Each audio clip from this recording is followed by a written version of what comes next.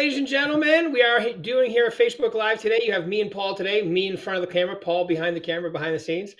All right, today we are going to talk just about a few things. It's going to be a quick hit, little reminder. Look, it is February 26th today. We are exactly, well, just about exactly 2/3 of the way through the first quarter. I mean, wow, is it moving fast already, right? Almost 2 months behind us in 2025, the year you're going to thrive. And I hope you are thriving, but it's all about the actions you're taking. So many of us are results oriented. Well, I haven't got what I wanted yet, and the year hasn't started out the way. What are you doing? Are you doing what you're supposed to be doing? Are you following through? Are you talking to people? Are you filling a pipeline? Are you making your network like we're talking about? Is your networking is my new training, right? So I would say this time of year, one of the things that you need to do is sit down, revisit your goals. Okay, revisit your goals and make sure look at.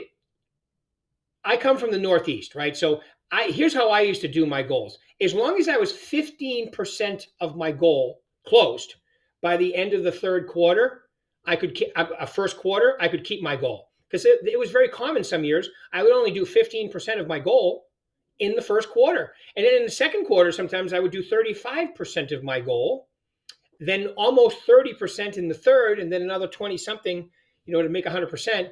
Okay, in the fourth. So you don't have to be 100% of your 25% of your goal. You don't need 1/12 every month. It's never going to happen that way.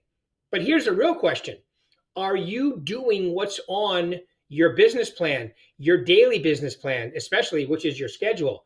You have the big plan, you narrow it down to actions, and then you narrow it down to the actions you're going to take every day, called your schedule. Is your schedule time blocked?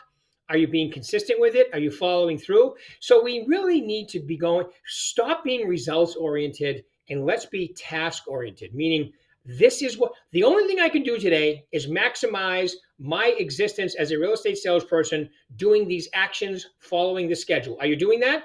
Great. Then you're on track. If you're not, that's probably why you're behind. The other thing I would say is leverage your sphere of influence. It's almost the end of the third quarter. We're almost 70% of the way through the first quarter. Have you called everybody in your sphere? Are you on track to get through your whole sphere by the end of the first quarter? Meaning, like, I'll give you an example. When I went into coaching full time, and when I went to coaching full time, I had almost 600 people in my sphere. The way I break it down, there are 60 work days in a quarter. That's 240 work days in a year. So watch, I want to talk to my sphere once a quarter. There are 60 people in there. Excuse me, there are 600 people in there. There are 60 days. That's 10 a day. So 10, and I made 25 contacts a day. So 10 of my 25 contacts every day were my sphere. All right. So this is not complicated, folks. You're in a business where you need to talk to people. How are you going to do that? I like the phone. I like face-to-face. You also have social media. You also have digital media, but you have to be talking with them as well. Talking with them, face-to-face being the best, and I would say the phone and video. I mean, I almost hate to say this. The phone is definitely better, but video is a close second because you touch so many more people on video. And remember, part of talking to people is getting to know each other. At least when they're seeing your videos, they're becoming comfortable or not. If they're not comfortable, they unfollow you, they unfriend you. If they are comfortable, they stay. And then as you keep building, the ones that stay are the ones that'll give you business and refer you business and so forth. Okay. So revisit your goals, leverage your sphere of influence, and focus on semi-stalker lead follow-up. Okay, I was just talking to Liz Lucas right before this call, she actually is the third recipient of I'm looking for my pins. They're actually in my drawer. GSD, the GSD, I've come up with a designation. It's called the GSD designation. Yes, it stands for Get Done, but it really stands for grind, strategize, and deliver. Okay, and I have people in my coaching, and I'm giving them out to people. Rochelle Vinoy was the first recipient. Matt Suter was the second one, and Liz Lucas was the third recipient, and I'm going to keep giving them out all year. I have a whole bunch of people that are worthy of the GSD. But, grind, talk to people every day, strategize, have a business plan, deliver, actually get results, okay? And if you're consistent and you're on purpose about this, you can definitely do this, okay? So, and I mentioned Liz, she's been following up with a expired from 2022. All right. And the person said to her on one of the first calls, well, we have an agent. She said, no, you know what? Almost everybody does. And she just kept talking to them and talking to them. And now they called her to go over this Friday to list the property. They're selling an $800,000 property and buying a $1.1 million property just by being semi-stalker ish about your lead follow up. Not full on stalker, but semi, meaning even when you think you're irritating them, okay, you still keep on calling until they tell you we're not selling, we're not buying. You keep calling and you just give them information and you follow up. You show them that you're a consistent professional salesperson by doing that. Okay. My next point here I wrote down is optimize your marketing efforts. Now, I'm doing a little training called Is Your Net Working? And it's about bringing everything together. Like what's your digital marketing? If you're with us, you should be using the VAC, Bold Trail. You set them up on a drip. When they open it, it notifies you. That's a great way to stay in front of them digitally. You can set them up with a neighborhood report, a market report, a newsletter. However you want to do it. I recommend at least 2 emails. So the neighborhood report is hyperlocal. The newsletter is more national. All right, so kind of covers both. And then you can also set them up with birthdays and holidays. You can do all of that too, but I would minimum do the 2 I mentioned first. So what are you doing digitally? Do you have a plan? Everybody goes, well, I'm gonna a lot. Yesterday I did a training. Okay, 1/3 of the room raised their hand when I said, are you using a CRM like I just described? And they have one here that's part of their split that they could use for no additional cost. All right, I would recommend that you do that. All right, if you're not doing that, you're out of your mind. It's free.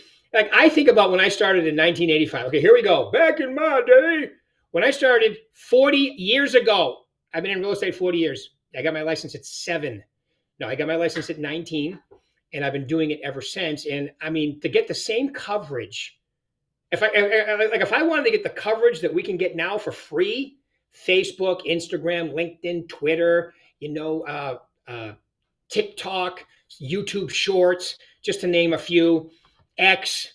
All right. I would have had to buy newspapers, bus benches, billboards, TV, right? Magazines. You guys can get that all for free right now. And nobody, well, I shouldn't say nobody, very few people maximize it. All right. Show them what you're doing. When I think of social media, I think of 2 words: content. We have incredible content in the VAC, but you have to personalize it too. You got to show them you talking and so forth, right? So content, and then the second one is document. So you want to give them good content, updates, here's what's happening, blah, blah, blah, open house. And then you also want to show them what you're doing. Like when you're out door knocking, for your open house, do a video, show them just you're thinking about something, turn that camera around. Like I have my little, looks like a 50s microphone, actually a stand. And I have a little French fry light right up here, right? And I just do videos every morning. And my social media's got a lot better because of it. People tell me about it. They comment on it. Look, I'm looking to recruit people to the company and keep the people we have and train the ones that we have. And you're a real estate agent. You want to make listings and sales. It's actually even more simple. All right. Keep growing it. You can do it organically. Send out follow requests, send out friend requests. You can just keep growing, and then you'll get a bunch of people that'll stick, and then it'll start growing on its own. And that's when it really comes together. So optimize your marketing effort. Email, social media, talking.